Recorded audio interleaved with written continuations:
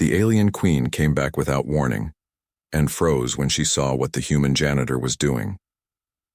The Zephyrian research station hummed with its usual mechanical efficiency when Queen Vexithara materialized in the main laboratory without warning. Her crystalline carapace caught the artificial light, casting prismatic shadows across the sterile walls. She had expected to find her scientists cowering in fear, perhaps pleading for mercy after their catastrophic failure 3 cycles ago. Instead, she froze. There, in the center of her once pristine laboratory, stood a human male in a faded blue jumpsuit. He was singing, actually singing, some primitive melody while methodically cleaning the quantum resonance chambers. More, shocking still, her supposedly terrifying alien research equipment had been decorated. Colorful strips of something the humans called streamers hung from the particle accelerators. Small potted plants sat atop containment units that had once held the deadliest specimens in the galaxy. "Oh, hey there," the human noticed her arrival and waved a cleaning cloth cheerfully. "You must be the queen everyone keeps talking about. I'm Marcus, the new maintenance guy. Hope you don't mind, I tidied up a bit. This place was a real mess when I got here." Vexithara's 4 eyes blinked in sequence, a sign of extreme confusion among her species. She had conquered 17 star systems, reduced proud civilizations to ash, and struck terror into the hearts of 1,000 species. Yet this janitor was treating her like a neighbor who'd dropped by for tea. "You tidied up?" Her translator managed to convert her clicking mandibles into standard galactic. "Yeah. Your science folks were in quite a state when I arrived. Dr. Kelnera was having some kind of nervous breakdown, and that tall blue guy, Zixton, I think, kept muttering about impossible human durability and unprecedented adaptability factors. Real doom and gloom crowd." Marcus returned to scrubbing what had once been a fear-inducing torture device, now gleaming like a kitchen appliance. "So I figured, hey, everyone works better in a clean, cheerful environment, right?" The queen's mandibles clicked rapidly, the Zephyrian equivalent of stuttering. 3 cycles ago, she had left this station confident that her scientists would crack the secret of human resilience through brutal experimentation. She had captured what appeared to be the most insignificant specimen possible, a maintenance worker from a human colony ship. The plan was simple: break the human, understand their weaknesses, exploit them to conquer Earth and its territories. She had returned expecting data, analysis, perhaps even a few tattered remains to examine. "Where," she managed, "are my scientists?" Marcus paused in his cleaning and gestured toward a corner of the lab that had been converted into something resembling a break room. "Oh, they're in there having their daily group therapy session with Liana. She's really good at helping people work through their issues." "Group therapy?"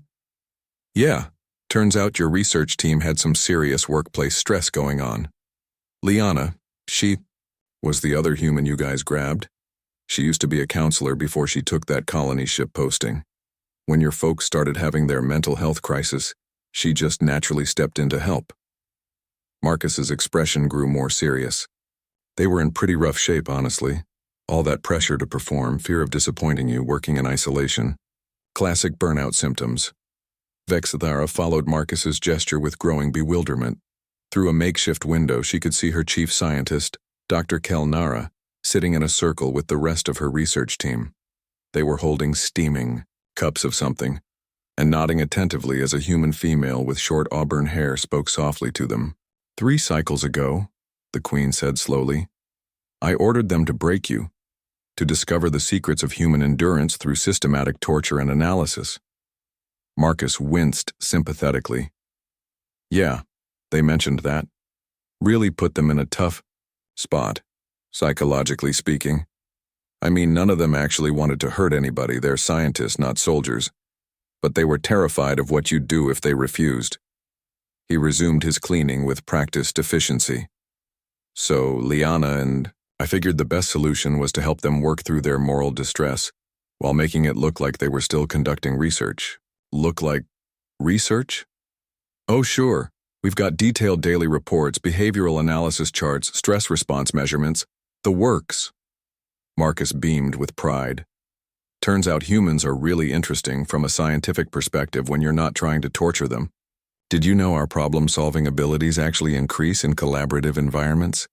And our psychological resilience is directly tied to our social bonding mechanisms? The Queen stared at the cheerfully humming human, her worldview cracking, like her own crystalline exoskeleton under pressure. You help them study you?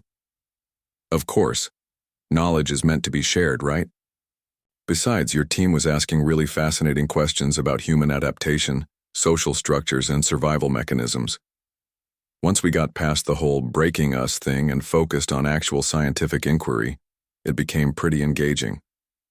From the break room came the sound of laughter, genuine, relaxed laughter from her research team. Vexithara realized she had never heard them laugh before. In 300 cycles of conquest, her subordinates had never displayed joy in her presence. They seem happy, she observed, the concept feeling foreign in her mouth.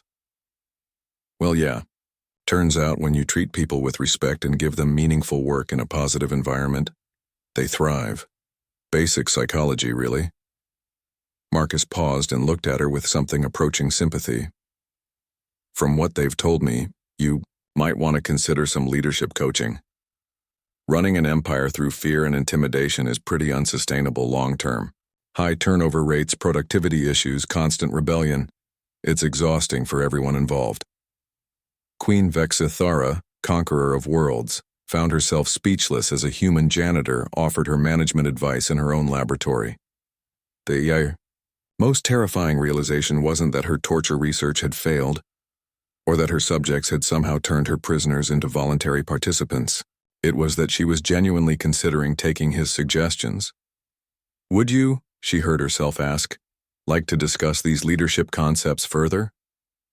Marcus grinned and gestured toward the break room. Sure, Liana's got some great insights on organizational psychology. Coffee's fresh too. As the most feared ruler in the galaxy found herself walking toward a therapy session, led by human prisoners, who had somehow converted her research station into a wellness retreat, she realized that perhaps there was more to learn about human resilience than she had ever imagined. The conquest of Earth, she decided, could wait.